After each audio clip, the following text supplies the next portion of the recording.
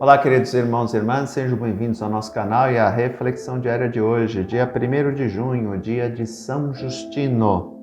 São Justino procurava a verdade nas ciências filosóficas, mas, conhecendo a Cristo, encontrou a verdade sem limites, que tanto desejava conhecer. Homem inteligente, procurava dialogar com o povo sobre a Igreja e a verdade de Cristo. Mergulhado na meditação do mistério de Cristo, muito favoreceu a Igreja com suas reflexões. Aprendemos dele a amar a Cristo e a dialogar sinceramente com as pessoas sobre as coisas da fé. Morreu mártir no século II. Evangelho de hoje, o Evangelho de Marcos, capítulo 10, versículos dos 46 ao 52. Naquele tempo, Jesus saiu de Jericó, junto com seus discípulos e uma grande multidão. O filho de Timeu, chamado Bartimeu, cego e mendigo, estava sentado à beira do caminho. Quando ouviu dizer que Jesus, o Nazareno, estava passando, começou a gritar: Jesus, filho de Davi, tem piedade de mim.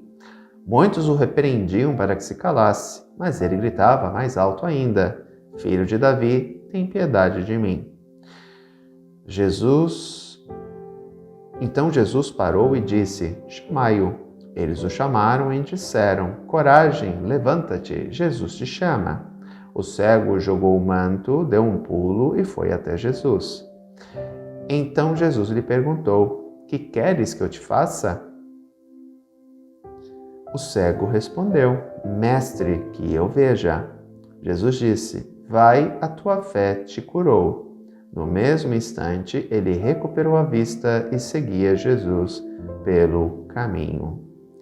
É interessante observar alguns aspectos, alguns pormenores desse texto. Primeiro, diferentemente de outras curas, este cego tem nome: Bartimeu, filho de Timeu. Portanto, ele é uma pessoa histórica, ou seja, provavelmente, tá? É uma pessoa que realmente existiu. Quando as Sagradas Escrituras dão um nome, e principalmente quando dizem de quem ele é filho, é porque provavelmente, é quase certo que a pessoa realmente existiu. Ou seja, o fato é verídico. E aí o que acontece? O evangelista pega esse fato, narra o fato e tem uma mensagem implícita nesse fato. Vamos lá. Outra coisa importante, né? Ele ouve falar sobre Jesus. Portanto, a fama de Jesus já corria solta. Ou achava que Jesus era um curandeiro, ou era um profeta, ou era um homem de Deus. Alguém que fazia prodígios, alguém que curava, alguém que libertava, alguém que fazia milagres.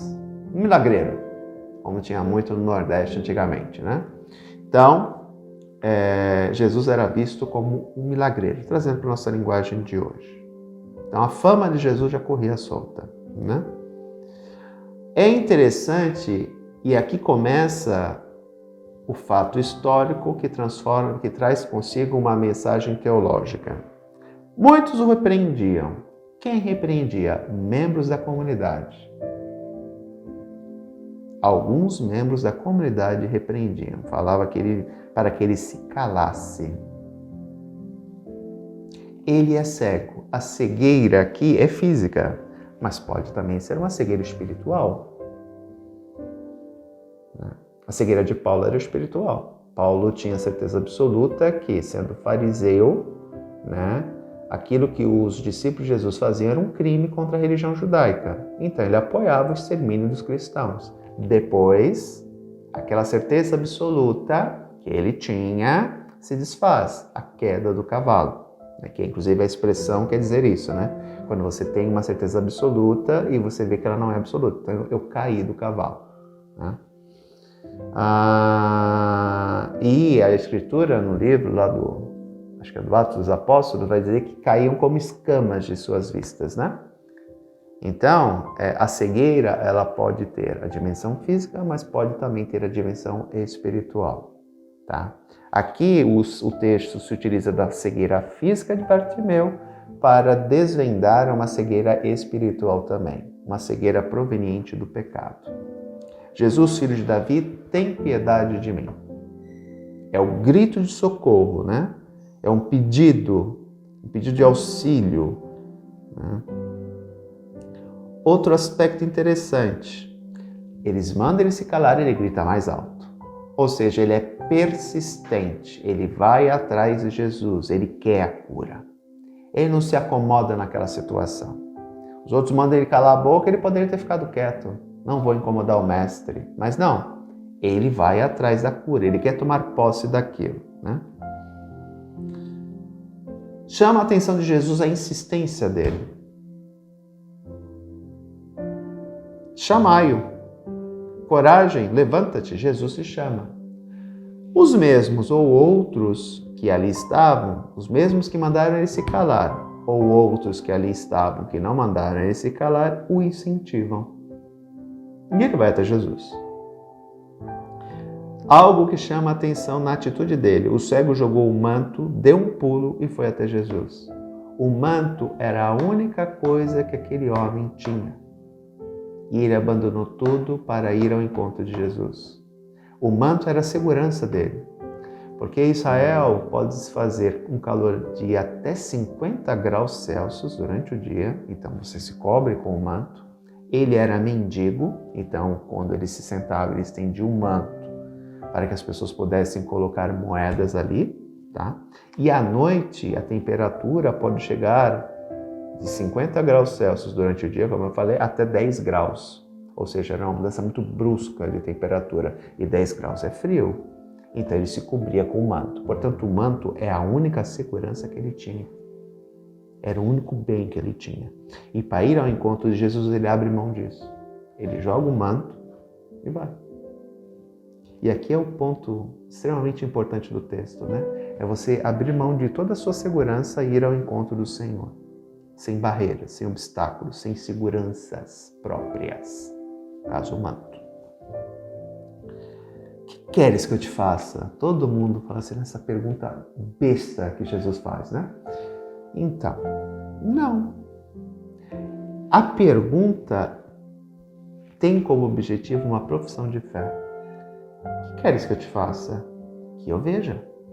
Senhor, que eu veja. Mestre, que eu veja. Mestre. Não chama ele pelo nome. É mestre. Ele sabia o nome de Jesus. Mas não, é mestre que eu veja.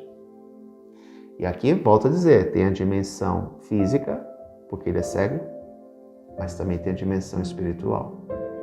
Que eu veja a salvação que tu podes trazer, a cura que tu podes trazer para mim. Essa cura vai mudar a minha vida. E aí, veja bem, vai, a tua fé te curou. Por isso que eu digo que essa pergunta que às vezes a gente acha que é uma pergunta boba, o que queres? O que você vai perguntar para um cego? O que queres que eu te faça? Que eu veja. Para um paralítico, que eu ande. Para um surdo, que eu ouça. Já que o surdo não vai ouvir, né, a pergunta. Pode ser, tem que ser por gestos, né?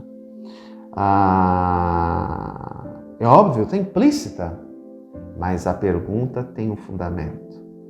Jesus quer que aquela pessoa demonstre que tem confiança de que Ele, o Senhor, pode fazer aquilo. É a profissão de fé. Por isso que Jesus, geralmente, quando ele faz essa pergunta, a resposta é: vai, tua fé te salvou, ou seja, feita conforme a tua fé. A fé é a profissão de fé. E a pergunta para nós que fica do texto de hoje é: estamos enxergando direito?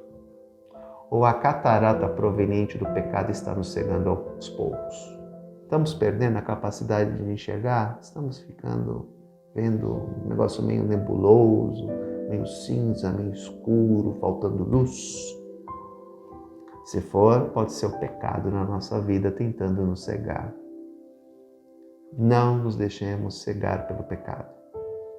Busquemos a cura, que é a confissão.